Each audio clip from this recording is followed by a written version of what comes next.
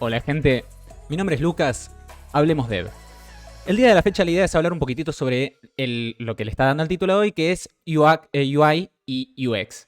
El título completo en realidad que le puse a la charla de hoy o a lo que vamos a estar hablando hoy es las dos caras de la moneda Dev. Básicamente porque siempre que estamos trabajando en un proyecto tenemos que lidiar con ambas cosas, con la UX o experiencia de usuario y la UI, la interfaz de usuario, aquello que el usuario va a estar viendo y aquella forma en la que el usuario va a estar interactuando con dicha aplicación. Nosotros podemos tener el mejor código del mundo, podemos tener todo como con un algoritmo perfecto, con un loop perfecto, podemos tener un montón de cosas que están técnicamente perfectas, pero si tenemos una UI y una UX mala, los usuarios básicamente no van a usar nuestro producto. Entonces, esto es algo que tiene un foco bastante importante y que no se le da todo el foco que debería tener. Aparte de hablar un poquitito sobre estos dos temas, voy a tocar un poquitito algo que hice en una charla hace un par de años atrás en una barcamp, la cual se había titulado D&D, que sería como Dungeons and Dragons, como una parodia del juego de mesa, pero en realidad venía de Developers and Designers, básicamente de desarrolladores y diseñadores. La idea es hablar un poquitito sobre el tema de las interacciones que tiene que haber entre los diseñadores y los desarrolladores para lograr una buena UI y una buena UX en lo que es una aplicación que estamos desarrollando. Quiero aclarar de antemano que la idea no voy a estar planteando algo estúpido como suelen plantear algún que otro empleador, como que el desarrollador tiene que saber todo sobre diseño o el diseñador tiene que saber todo sobre desarrollo. Jamás voy a plantear eso porque básicamente cada profesional tiene que tratar de profesionalizarse o ser un experto en aquella materia que más le gusta o la que más domina. Entonces, jamás lo voy a apoyar a un desarrollador a que sepa todo sobre diseño, como así jamás voy a apoyar a un diseñador a que sepa todo sobre desarrollo.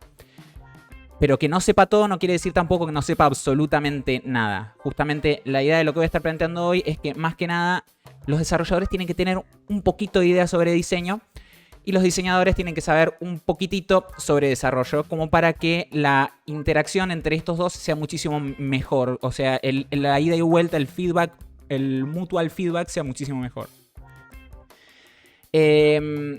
¿Por qué aclaro esto de antemano? Más que nada también porque hay muchísimas empresas que quieren básicamente ratonear, pagar de menos y decir, bueno, este desarrollador tiene un poquito de idea sobre diseño, entonces ¿para qué voy a contratar un diseñador? Lo cual obviamente es típico de una empresa para ahorrarse plata, pero es un pensamiento completamente erróneo, porque si necesitas tener un buen diseño, tenés que contratar a una persona que sepa sobre diseño. Y al mismo tiempo sí que tenés que tener una aplicación que tenga buena performance, buen tiempo de carga y demás cosas que van más por el lado técnico. Obviamente tenés que tener un buen desarrollador, no podés pedirle a un diseñador que te haga el código, básicamente. O sea, las empresas en general tratan de recortar costos tratando de contratar a menos personas para hacer los mismos trabajos. Lo mismo que aplica, por ejemplo, a la típica búsqueda laboral. Decir, estamos buscando a un full stack developer que es como un unicornio. Básicamente lo que plantean es que quieren una persona que les haga todo el código del backend y todo el código del frontend, en vez de contratar a una persona profesionalizada en el lado del frontend y una persona profesionalizada en el lado del backend. Entonces, este mismo tipo de ratoneo que suelen tener las empresas lo aplican en todas las materias, no solamente en el desarrollo, sino en el desarrollo, en el diseño, en el QA. Incluso te pueden mandar como desarrollador a tratar de testear. Todas cosas que conviene tener una persona profesional en cada uno de esos cargos, ¿tá? Por lo tanto, yo jamás voy a apoyar esto de tienen que saber mucho, pero sí está bueno que sepan un poquitito. Me ha pasado en una empresa, pero es muy normal en las startups. En las startups es más que el normal justamente porque están viendo cómo el cutting corners. Básicamente están viendo cómo cortar costos en todos los ambientes posibles, en todos los lados posibles. Pero obviamente para ellos es un poco, no digo 100% justificable, pero es más entendible, más justificable que con lo que ya se pueden considerar empresas. Hay empresas enormes, Globant, yo qué sé, Avali, todas esas que andan dando vueltas por Argentina, pero bueno, empresas por todo el mundo que aun cuando son empresas grandes y pueden darse el lujo de contratar una persona profesionalizada en cada uno de los ambientes de la aplicación que van a ser de utilidad, igual deciden ratonear o ver cómo podemos hacer para explotar a esta sola persona para que se dedique a hacer absolutamente todo de una aplicación en particular. Si pudieran contratar a una sola persona que les haga la interfaz gráfica, los diseños, los tests, el backend, el frontend, básicamente el que se encargue de hacer absolutamente toda una aplicación, lo harían. Y no es que le pagarían muchísimo más, dirían, sí, bueno, vamos a pagarle un poco más que la media porque, bueno, está haciendo todo, pero les va a salir muchísimo más barato que obviamente contratar a una persona para cada una de esas cosas. Y capaz que ese desarrollador se siente bien por estar cobrando un poquito más que sus pares, pero el tema es que básicamente se está dejando explotar por 2 monedas más que le sale a la empresa, en vez de verdaderamente decir, no, yo no puedo hacer todo esto, justamente hacerse respetar de última y decir, bueno, yo voy a hacer esto en particular, consigan gente para todo lo demás, básicamente. Pero bueno, yo aún así siempre planteo que está bien, no hay que saber todo, pero hay que saber un poquitito. El desarrollador tiene que saber un poquitito de diseño y el diseñador tiene que saber un poquitito de desarrollo. ¿Por qué planteo esto? Lo planteo más que nada porque hay muchísimo overlap entre los dos lados, básicamente entre lo visual, entre cómo se va a ver una aplicación y cómo se va a comportar o cómo va a ser codeada esa aplicación. ¿Por qué planteo que hay muchísimo overlap? Porque básicamente hay muchas features, voy a estar nombrando un par de ellas, pero seguramente hay muchas más de las que voy a estar nombrando, que no es que con hacer las cosas bien por el lado de código ya está, no necesitamos tener un buen diseño, o por hacer las cosas bien por el lado de diseño ya está, no necesitamos un buen código. Hay cosas que básicamente necesitan tener un buen diseño y un buen código para hacer un buen producto para el usuario, para tener una buena UI y para tener una buena UX, para tener una buena interfaz de usuario y una buena experiencia de usuario. Una de las cosas más importantes desde mi punto de vista que deja en evidencia el tema del overlap es justamente lo que se llama accesibilidad, accessibility o comúnmente abreviado como A11Y, básicamente porque es accessibility, la palabra empieza con una A, tiene 11 letras y después una Y. Lo cual es ciertamente hilarante porque tratan de hacer accesible una palabra escribiéndola más corta, pero necesitamos escribir letras y números para expresarla. Pero bueno, accesibilidad es uno de esos campos que dejan en evidencia justamente que tenemos que tener un buen código y tenemos que tener un buen diseño, ¿está? Por el lado de diseño, por ejemplo, tenemos que tener en cuenta el tema de que hay ciertas gamas de colores que no conviene utilizar si queremos hacerlo verdaderamente accesible para todo tipo de personas con diferentes dificultades visuales. Entonces, por ejemplo, tenemos que tener una buena gama de contraste. Esto se puede evaluar con varias aplicaciones. Una de ellas la mostré el stream pasado cuando estuve mostrando diferentes tipos de aplicaciones. Pero bueno, hay aplicaciones que básicamente nosotros ponemos lo que va a ser el color de fondo y el color de frente de una aplicación. Y nos dice si tiene un buen nivel de contraste, el cual es categorizado en diferentes categorías. Una es el AA, que es como que zafa para la gran parte de la gente, pero no absolutamente para todos. Y otro es el AAA, que es accesible para todos. Y obviamente después tenemos la falla, que es que básicamente ni siquiera es bueno para una poca cantidad de gente. Yo que sé, ponen un rosa sobre un rojo, por ejemplo. Algún color así que tenga una falta de contraste tal que se vuelva ilegible para gran parte de los usuarios. Ni siquiera tienen que tener dificultades visuales. Hay ciertos niveles de contraste en lo que son colores que son malos de ver en una pantalla de celular bajo la luz del sol, por ejemplo. Y eso puede complicarle la vida absolutamente a todos, no solamente a aquellas personas que tienen, yo que sé, miopía o algún problema similar. Ahora, tenemos los colores por un lado. Después por el otro lado tenemos, por ejemplo, lo que son los tamaños de la tipografía. Nuevamente esto afecta bastante a lo que son los diseños. No podemos estar usando tipografías que estén por abajo de los 16 píxeles en general, pero bueno, no podemos estar utilizando tipografías demasiado pequeñas porque se vuelven obviamente ilegibles. Ya ni siquiera tiene que ser una persona mayor de edad o tiene que ser una persona con miopía. Se vuelve literalmente difícil de leer. Justamente podemos volver al ejemplo del celular. Estando ciertamente lejos de la pantalla del celular, me tengo que pegar la pantalla del celular a la cara para poder leer ciertas tipografías. Lo cual tampoco es ideal. Entonces tenemos que tener en cuenta que tenemos que tener de cierto tamaño para arriba los tamaños de las tipografías para hacerlas verdaderamente accesibles, legibles para absolutamente todos los usuarios. Pero al mismo tiempo, por ejemplo, por otro lado tenemos como programadores, tenemos ciertos desafíos a nivel accesibilidad. Por un lado tenemos, por ejemplo, que los elementos interactuables tienen que ser focusables o enfocables de última. Esto quiere decir que el usuario tiene que ser capaz de llegar a ciertas partes de la UI utilizando, por ejemplo, el tab o las flechitas o cosas por el estilo. Básicamente solamente utilizando el teclado. Esto lo podemos probar muy fácilmente como desarrolladores, básicamente sin utilizar el mouse, tratar de ir a ese botón, a ese menú, a esa imagen, tratar de acceder a ciertas partes de nuestra UI sin utilizar el mouse.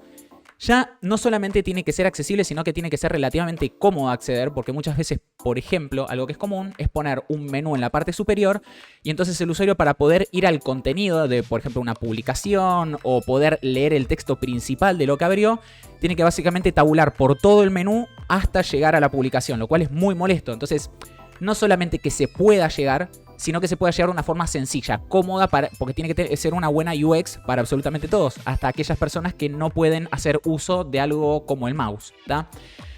Por otro lado, también tenemos que tener en cuenta como desarrolladores, en lo que es la accesibilidad, cosas como lo que son los ARIA labels o las etiquetas ARIA, que básicamente son ciertas cosas que nosotros tenemos que poner en el código, en lo que son los websites, básicamente para hacerlos accesibles para lo que son los screen readers o los lectores de pantalla. Esto lo que quiere decir es que básicamente una persona que capaz que tiene dificultades de visión quiere que un asistente digital le lea lo que está en la pantalla, y si nosotros no lo hacemos accesible, entonces hay ciertas cosas de la interfaz que el usuario no va a poder utilizar porque no los puede leer. El software no tiene forma de interpretar imágenes. La única forma, lo único que puede interpretar es básicamente texto, ¿tá? Si bien se están haciendo muchísimos avances en todo lo que tiene que ver con inteligencia artificial y con machine learning, y capaz el día de mañana, si nosotros ponemos una simple imagen, la inteligencia artificial se va a encargar de automáticamente interpretar lo que es esa imagen, al día de la fecha todavía no contamos con ello, y aún así el feedback humano, verdaderamente poner una descripción a imágenes, poner descripciones a botones de redes sociales, por ejemplo, cosas por el estilo, hace muchísimo más accesible, muchísimo mejor básicamente UX, o sea, experiencia de usuario para personas que no pueden básicamente ver la pantalla, agregar un poquitito de código y esto lo hacemos en base a todo esto de lo que se llaman las ARIA labels o las etiquetas ARIA. Ya mencionamos básicamente dos cosas que tienen que ver con lo que es por el lado de diseño, en lo que es accesibilidad, que es básicamente color y contraste, y por el lado de código, que tenemos todo el tema esto de las ARIA labels, del tema de hacerlo focuseable con el teclado. Ahora, estas dos cosas requieren que, si vamos a trabajar, por ejemplo, en algo tan sencillo como un botón en lo que es nuestra interfaz, tenemos que tener una muy buena comunicación entre el diseño y el código, entre lo que vamos a estar programando y lo que vamos a estar diseñando. El diseñador, a la hora de hacer un botón, tiene que tener en cuenta, por ejemplo, el tamaño que va a tener ese botón, el tamaño que va a tener el texto dentro de ese botón, los colores que se van a utilizar dentro de ese botón. Y al mismo tiempo, el desarrollador tiene que tener en cuenta en ese mismo botón, por ejemplo, que informe a un lector de pantalla qué es lo que hace. Por ejemplo, no solamente poner borrar, sino, por ejemplo, una confirmación un poco más extensa, pero más detallada, como borrar la publicación seleccionada o algo por el estilo. Y al mismo tiempo, hacerlo accesible en base al teclado. Uno como desarrollador puede estar trabajando tranquilamente en un botón. Por ejemplo, hagamos de cuenta que aparece una de esas alertas que suelen aparecer, si mal no recuerdo, en las toast, se llamaban las tostadas, serían unas notificaciones que aparecen desde arriba en la pantalla, y hay veces que es una especie de notificación de error, digamos, como por ejemplo una barra roja que se asoma desde arriba. Error, no se pudo hacer la request o alguna pavada por el estilo, pero digamos algún error que figura en la parte de arriba de la pantalla. Nosotros al usuario quizás le podemos poner un botón que diga tipo confirmar, como bueno, si me doy cuenta que hubo un error, como para que ya se pueda cerrar ese error que apareció.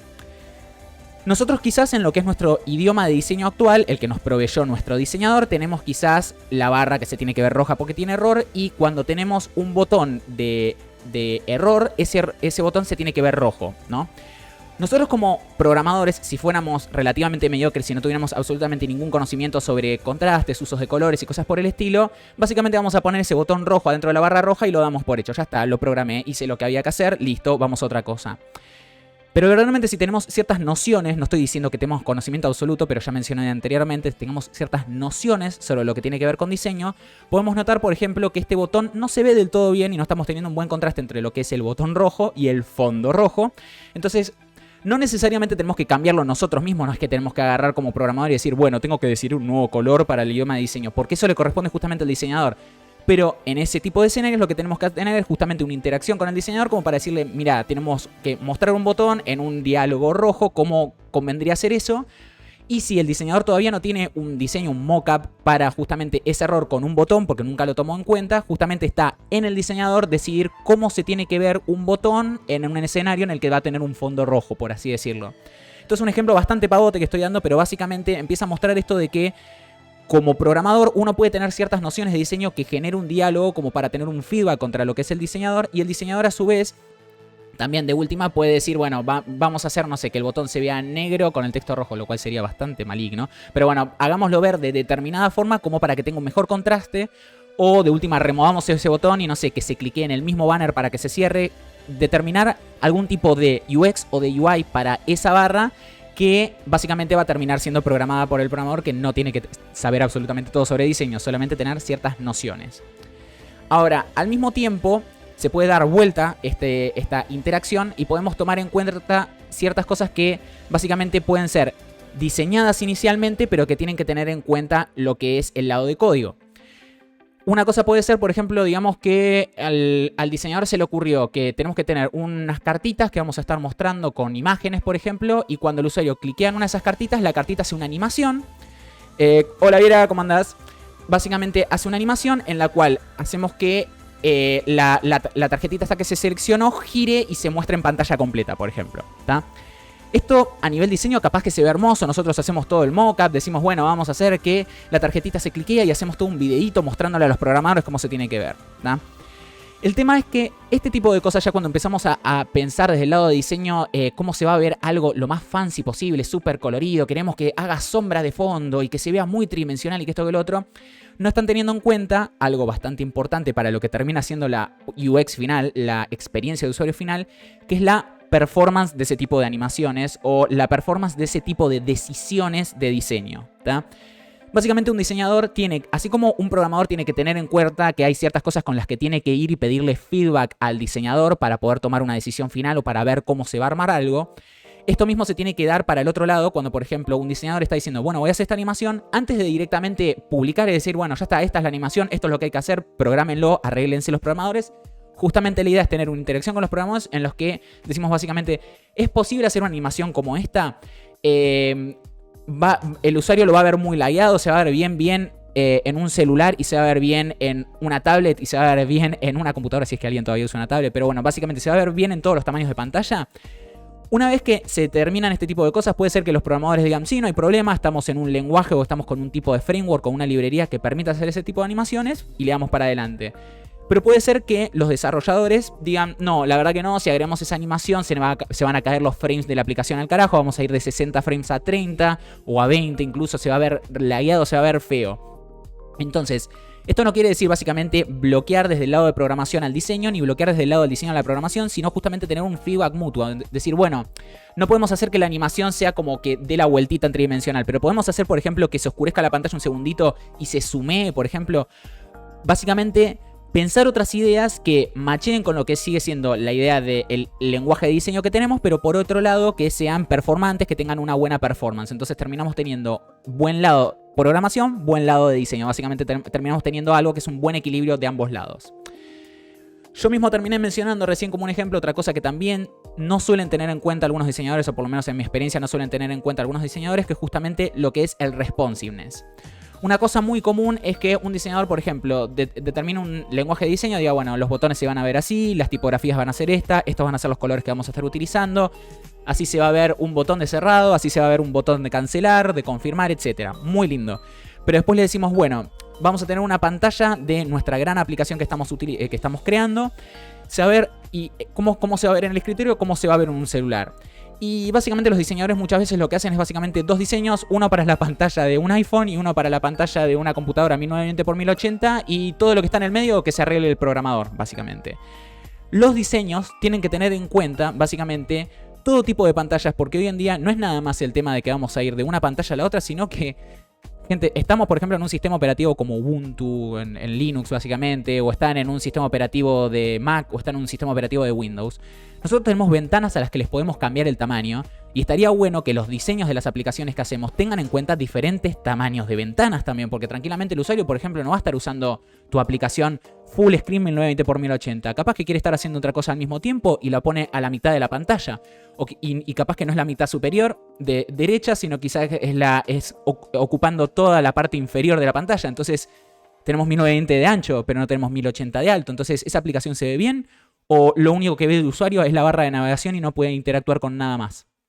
Entonces, este tipo de cosas son cosas que, si bien entran en lo que es la aplicación viva, entre comillas, tiene que ver muchísimo con lo que es el código, cómo vamos a hacer el responsiveness, cómo vamos a reaccionar a diferentes tamaños, si vamos a utilizar medidas en píxeles fijas o vamos a estar utilizando medidas dinámicas con view width o otras dinámicas que básicamente responden a lo que es el ancho de la pantalla.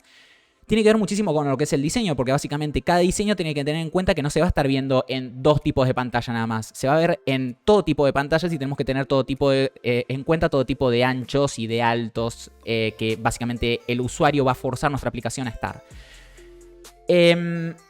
aparte de lo que es accesibilidad, que esto es algo que ya estuve mencionando, y bueno, esto del responsiveness, tenemos otras cosas también que podemos tomar en cuenta, como por ejemplo lo que es la internacionalización, linda palabra, bastante larguita, que suele ser abreviada como I18N por Internationalization.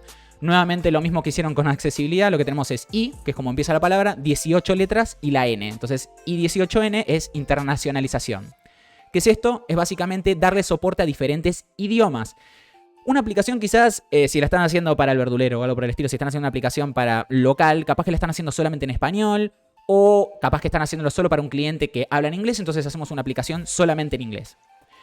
El tema es que, en primer lugar, no estamos teniendo en cuenta que cualquier aplicación, hasta la más pavota, puede terminar creciendo en algún momento, y tener en cuenta algo tan básico como la internacionalización desde una base es algo que está bueno.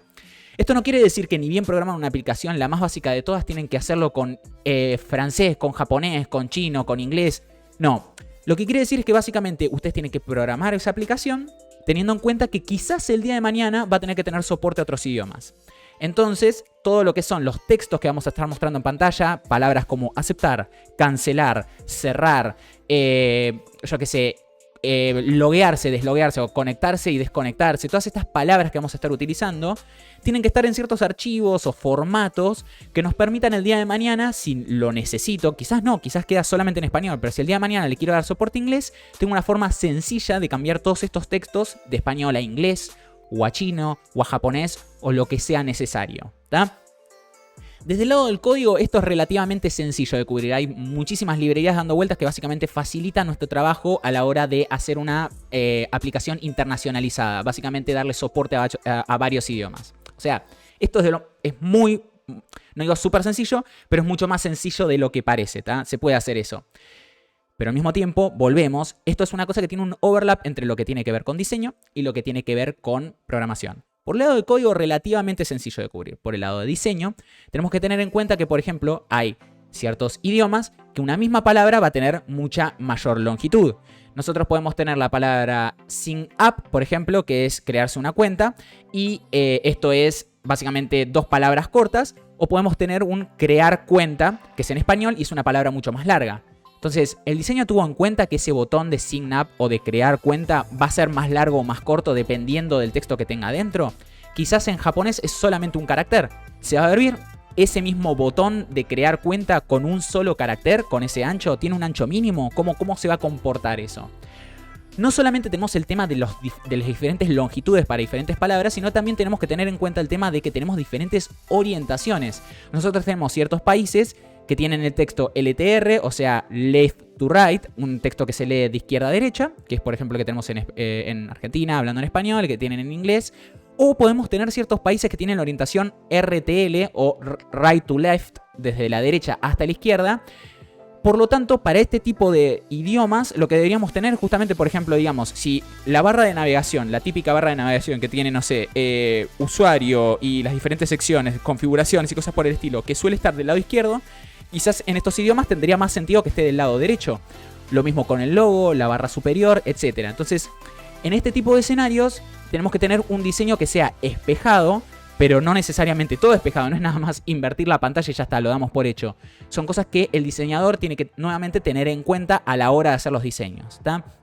Entonces, nuevamente tenemos que, así como la accesibilidad tenía un overlap entre lo que es programación con lo que es diseño, también lo tenemos con lo que es la internacionalización. Tenemos que tener en cuenta ambas cosas. Y nuevamente está bueno que como los diseñadores tengan en cuenta ciertas limitaciones de la programación, como por ejemplo el tema de cómo voy a lidiar con el responsiveness, o saber que las unidades de medida no son solamente píxeles o porcentajes, sino que tenemos muchísimas otras unidades en lo que es programación que se pueden tener en cuenta a la hora de diseñar. Y desde el lado de programación también podemos tener ciertas nociones de diseño como para ya saber cómo lidiar o saber qué preguntar en diferentes escenarios. Por ejemplo, esto que he nombrado de, bueno, ¿ponemos la barra de navegación del lado derecho o lo dejamos del lado izquierdo pero orientamos el texto para el otro lado? Ese tipo de preguntas pueden surgir desde el lado de diseño o pueden surgir desde el lado de programación y podemos generar un buen feedback mutuo en el cual podemos tener interacciones en las cuales, bueno, ¿esto cómo lo codeamos al final? ¿Ponemos la barra directamente del otro lado? ¿Cargamos una página completamente nueva? usamos algún truco de CSS como para poder moverlo del otro lado, sea CSS Grid o usamos algún tipo de flex en el que invertimos las cosas. Bueno, hay diferentes soluciones, pero básicamente hay que generar este tipo de interacción que termina enriqueciendo ambos lados y termina siendo muy bueno, porque una cosa que capaz que se le escapa a uno lo puede terminar parchando el otro. Y esto sí es ser sin tener conocimiento absoluto del dominio del otro, sino con tener ciertas nociones, conocer ciertas cosas y saber, bueno, las limitaciones que tiene el otro y también el poder que tiene el otro de hacer ciertas cosas, ¿está? Lo mencioné un poquitito, pero bueno, vale remarcar un poquitito esto de que todo el tema de lo que es con diseño tiene que tener muchísimo en cuenta, como mencionaba hoy, todo lo que es animaciones, transiciones y cosas por el estilo, básicamente porque tiene que ver por el lado de performance.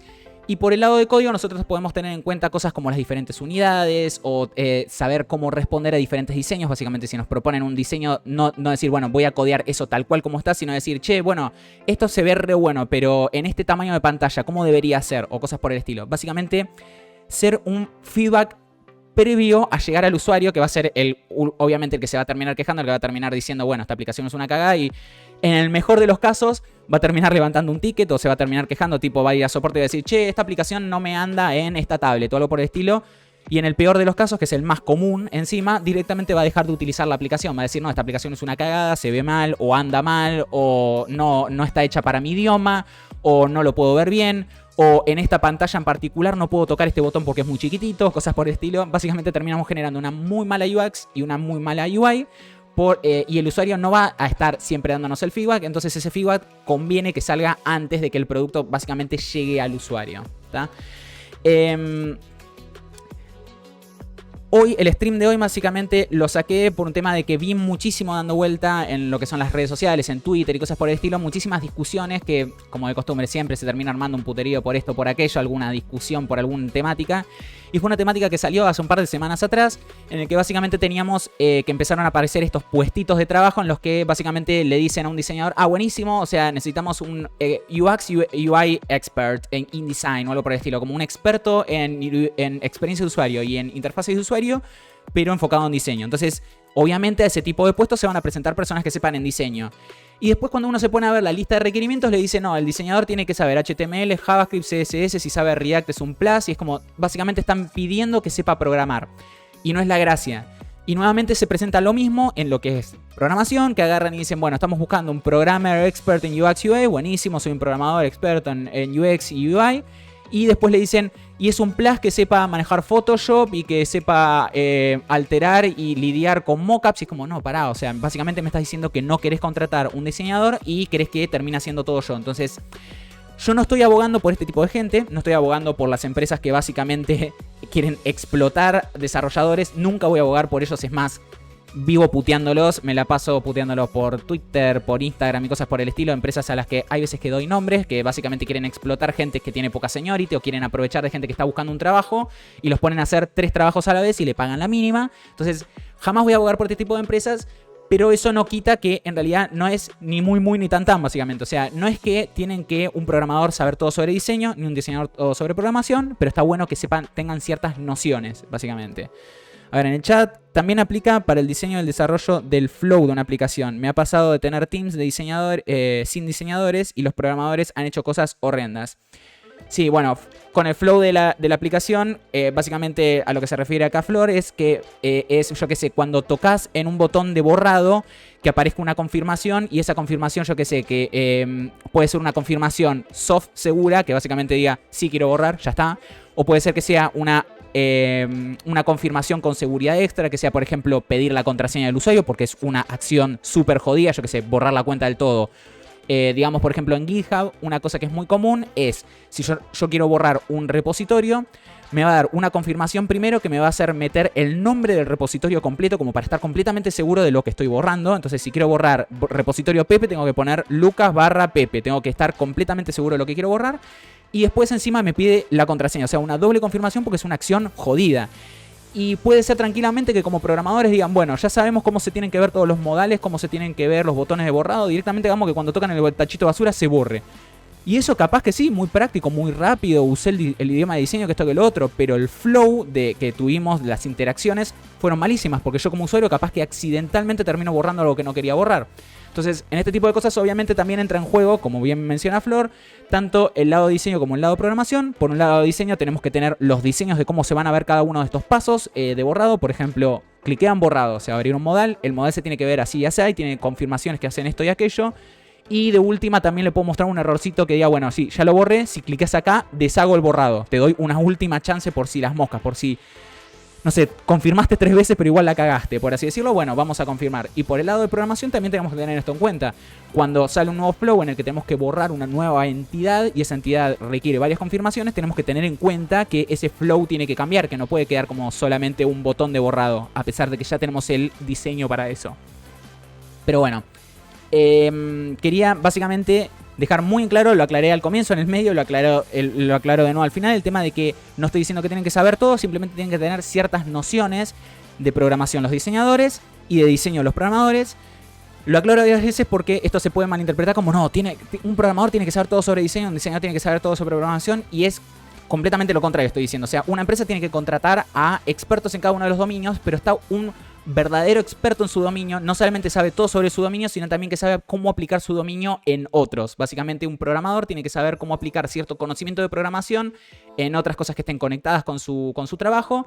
Lo mismo aplica con el diseñador. Un diseñador que no sepa absolutamente nada sobre código no es verdaderamente un full diseñador. O sea, puede hacer unos dibujitos muy lindos, se ve hermoso, pero no tenés idea de cómo esto va a interactuar con el usuario, cómo el usuario va a navegar esa aplicación, cómo se va a ver en diferentes tamaños de pantallas, etc. Y un programador que no sabe absolutamente nada sobre diseño tampoco es útil, porque básicamente termina mandándose todas las cagadas que terminan haciendo, ahuyentando a los usuarios, poniendo cosas donde no corresponden, haciendo estos botones de borrado que borran accidentalmente cosas y después no confirmo, haciendo cosas que no son verdaderamente responsive. O sea, que básicamente una cosa que he visto varias veces en código, por ejemplo, es que el diseñador hace un diseño para pantalla de 1090-1080, un diseño para mobile, y el programador ¿qué hace? Hace esos dos tamaños nada más. Entonces todo lo que pasa en el medio, bueno, que va a pasar, yo qué sé, que pase lo que tenga que pasar. No sé, que se vea la de 1920 hasta que llega al tamaño del celular y de repente ¡tuc!, se achica al tamaño del celular. Horrible tipo de interfaz, súper común también. Pero bueno, calculo que 40 minutos, pero está bien, es todo lo que quería hablar hoy. Quería hablar un poquitito sobre lo que tiene que ver con diseño y programación. Una cosa que quiero avisar, primero que primero, es que el canal de Hablemos Dev que están viendo ahora tiene también un canal en Discord, el cual van a ver ahora en Discord. Vamos a pedírselo al bot. Ese link que acaba de pasar, el que acaba de pasar el bot del chat, básicamente los va a llevar al Discord de Hablemos Dev. En ese Discord básicamente no solamente está como para anunciar cuando sale un nuevo stream o cuando estoy pensando en el tema para el próximo stream, sino que la idea es utilizarlo para cuando empiece a levantar lo que serían como invitados, o sea, gente que quiera venir a hablar durante el stream. Voy a invitarlos y vamos a utilizar Discord como el medio de comunicación. Y también tengo diferentes canales. Por ahora tengo uno de TypeScript, uno de JavaScript, creo que uno de CSS. Bueno, tengo un par de canales que básicamente, si tienen algún tipo de duda o algo por el estilo, es un lugar donde podemos de última interactuar directamente con la comunidad de Hablemos Dev. Así también este mismo stream va a estar más tarde en YouTube, lo voy a estar subiendo, y todos los links que haya mencionado, en este caso solamente el de Discord y el de Hablemos Dev, va a estar en la descripción del video, así que no se preocupen que esto mismo va a estar en YouTube más tarde. Pero calculo que eso por el día de la fecha por lo menos es todo. Una cosita que vale aclarar, esto lo aclaré en varios streams, pero nunca está de menos aclararlo. El formato de Hablemos Dev es justamente hablar de diferentes temas que en general fueron de discusión o cosas por el estilo. En este caso, este fue un tema que vi discutido en Twitter, entonces me pareció pertinente mencionarlo en Hablemos Dev. Pero no quiere decir que cuando ahora se termine el stream o cuando terminen de ver el video no se habla más de esta discusión, sino que si el día de mañana ustedes llegan a ver este video y dicen, bueno, che, no, para mí estoy completamente en desacuerdo, o no, esto no es así o asá, lo que pueden hacer es siempre dejar un comentario en la sección de abajo en el video de YouTube, o pueden contactarme por Telegram, por Twitter, por donde quieran. Y básicamente si tienen alguna cosa que quieran discutir, vamos a retomar este mismo tema en un stream más adelante. Una vez que se termine un tema no quiere decir que no lo vamos a hablar nunca más, sino que lo podemos retomar si la discusión es pertinente para seguirla discutiendo, básicamente. Pero bueno, eso es todo por el día de la fecha. Para aquellos que no conozcan el stream, Hablemos Dev no es solo el nombre del stream, sino también es el sitio web hablemos.dev. En ese sitio web solamente tenemos un link para este stream, pero si scrollean un poquitito van a ver la playlist de YouTube con todos los streams hasta la fecha. Este mismo stream va a estar más tarde ahí mismo. Y el sitio web que pueden ver un poquitito más abajo, el que dice luxiru.me, es mi sitio web personal donde pueden básicamente contactarme por cualquier tipo de duda que tengan en cualquier red social, Telegram, Twitter, Instagram, donde quieran, y me pueden contactar con cualquier duda que tengan, que yo estoy más que feliz de responderla, y si llego a no saber la respuesta, voy a tratar de apuntarlos en la dirección correcta. Pero eso es todo por el día de la fecha. Mil gracias, gente, por haberse pasado, y nos estaremos viendo el próximo domingo.